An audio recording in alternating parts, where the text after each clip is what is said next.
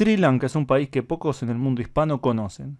Este país de mayoría budista tiene una muy larga historia y actualmente vive un proceso que nos pueden hacer entender mejor qué significa la globalización para Asia.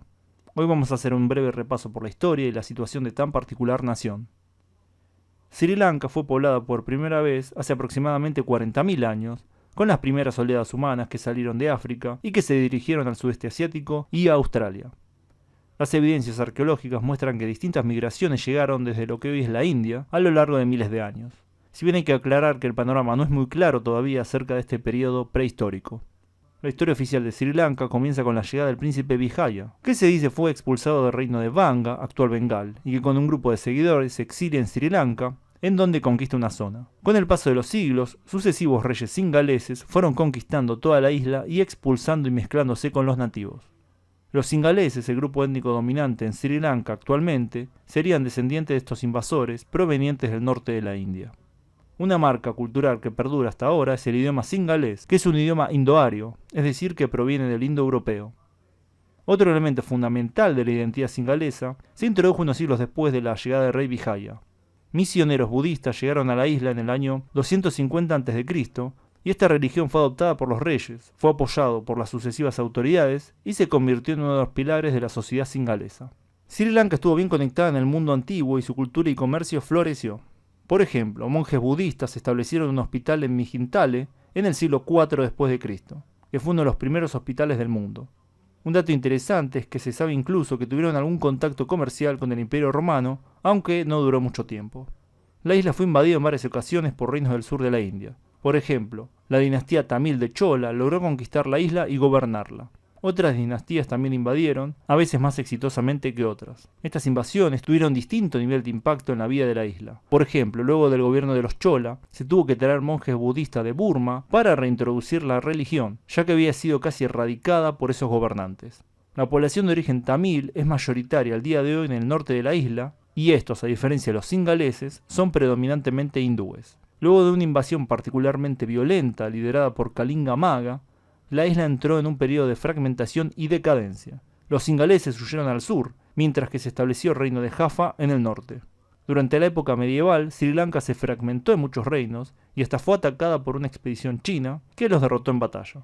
Es en esta época de debilidad que los europeos llegan por primera vez. En 1505, Lorenzo de Almeida llega a la isla y en 1517 los portugueses construyen un fuerte en Colombo y desde allí comienzan a expandir el control sobre la costa. En 1592, el rey Bimala Dharma Surya es responsable de haber hecho fuerte al reino de Kandy, que logró resistir el avance portugués, además de lograr acuerdos con los holandeses. La Compañía de las Indias Orientales holandesa firmó un tratado con el rey de Kandy en 1638 para sacar a los portugueses de la isla. Los holandeses salen victoriosos y el imperio portugués se retira de Sri Lanka y durante 150 años aproximadamente los holandeses logran mantener la hegemonía. Durante las guerras napoleónicas, los británicos, temiendo que los franceses ocuparan la isla a la que ellos llamaban Ceilón, invaden, ocupando algunas zonas costeras. Luego de 3 conflictos llamados las guerras candianas, en 1815, algunos nobles candianos deponen al rey y firman un tratado con los británicos, por lo cual pasan a estar bajo soberanía británica a cambio de mantener su posición privilegiada. Esto termina con los 2358 años, durante los cuales existió por lo menos algún reino independiente en la isla. Los británicos desarrollaron grandes plantaciones de café. En 1869 se desató una epidemia que afectaba a estas plantaciones. Luego de 15 años, esta industria desapareció completamente. Los británicos buscaron un sustituto y lo encontraron en el té, producto que se mantiene hasta el día de hoy como una de las grandes fuentes de ingresos para el país. Los británicos también modernizaron la infraestructura de la isla e introdujeron mejoras sanitarias y educativas. Una nueva clase occidentalizada nativa surgió y reformas políticas que le daban más poder fueron implementándose.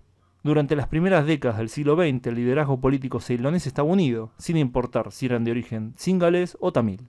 Con el pasar de las décadas, se fue perdiendo ese sentido de unidad. Ya con la decadencia del Imperio Británico luego de las 2 guerras mundiales, el movimiento por la independencia de Ceilán pudo ganar, y en 1948 pasó a ser un dominio de ese imperio. Recién en 1972, Sri Lanka dejó detrás ese estatus y pasó a ser una república. La sociedad srilankesa estuvo marcada desde su independencia por la creciente tensión entre los nacionalistas tamiles y los nacionalistas singaleses. Estas tensiones están entrelazadas a la modernización y liberalización de la economía del país. En 1956 se estableció el singalés como el idioma oficial, algo que la población de origen tamil y otras minorías resintieron. Si bien en la década del 60 se implementaron algunas medidas de corte socialista, ya en los años 70 se siguió una política de liberalismo económico y estandarización político-cultural. En esa década se implementaron políticas de acción afirmativa en el ámbito universitario, donde había una sobrerepresentación tamil. Muchos estudiantes tamiles se organizaron y se radicalizaron. Organizaciones nacionalistas tamiles se formaron, al igual que movimientos singaleses. Esta creciente tensión desencadena una guerra civil en 1983. Los Tigres de Tamil y otros grupos se hacen del control de grandes áreas del país históricamente habitadas por esa etnia. Ya en 2009, luego de varios acuerdos rotos por ambas partes, la guerra termina con una victoria del gobierno srilankés. Sri Lanka representa un caso paradigmático de la globalización al estilo asiático. Este tipo de globalización se parece bastante al surgir del nacionalismo en Europa, ya que hay que recordar que los nacionalismos modernos europeos surgieron de la mano del liberalismo político y económico. Sri Lanka se modernizó en las últimas décadas aceleradamente. Esta modernización conllevó la creciente imposición de una sola cultura en el país. Sri Lankés se está convirtiendo en sinónimo de singalés. El porcentaje de singaleses subió de 66,91% en 1881 a 74,90% en 2011, mientras que los tamiles se redujeron del 24,90% al 11,15% en esos mismos años. Otras minorías, tales como los tamiles indios, que son un grupo diferenciado de los tamiles de la isla, y los burghers, descendientes de los colonizadores holandeses y portugueses, también redujeron su porcentaje significativamente. Los moros de Sri Lanka, un grupo etno-religioso de raíz árabe musulmana, se mantuvo más estable en porcentaje e incluso creció un poco, pero en los últimos años también está comenzando a sufrir cada vez más discriminación por parte de las autoridades y de los nacionalistas singaleses. El nacionalismo singalés parece ser otro ejemplo exitoso del nacionalismo asiático. Entre estos podemos contar el caso de Myanmar, otro país de mayoría budista, que hace muy poco expulsó a casi todos los rohingyas de su territorio, siendo los rohingyas un grupo de origen bengalí y de religión musulmana. En China vemos un proceso similar de homogenización, que en este caso apunta a los uigures, grupo de origen túrquico e islámico. En estos tres casos vemos que gobiernos de distintos signos adoptan medidas de liberalismo económico, modernización tecnológica, enlazadas con medidas de asimilación y o expulsión de las minorías. El gobierno de Sri Lanka tiene muy buena relación con estos países nombrados y especialmente con los chinos, algo que se tradujo en inversiones inmensas para el país. Las fuertes políticas de asimilación y discriminación tuvieron un gran éxito en su cometido, por lo cual hoy en día la religión supermayoritaria de la isla es el budismo, que llega al 70,2%, seguida por el hinduismo con el 12,6%, luego está el islam con el 9,7%, los católicos llegan al 6,1%, el resto de los cristianos al 1,3%, y el resto de las religiones al 0,05%.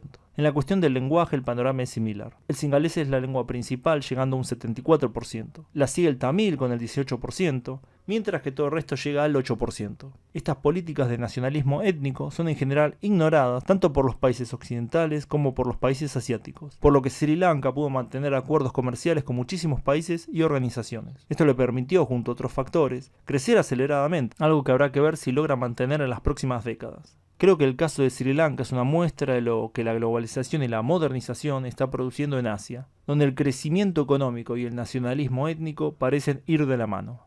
Esto trae consecuencias positivas, tales como la mejora en la infraestructura y la educación, además del obvio crecimiento económico, pero también consecuencias negativas, tales como la creciente discriminación de las minorías, que puede llegar al extremo de la expulsión, a lo que hay que agregarle también la represión a los disidentes y la explotación feroz de muchos trabajadores. ¿Conocían a Sri Lanka? ¿Creen que las políticas que aplica su gobierno son correctas? Pongan su opinión en los comentarios.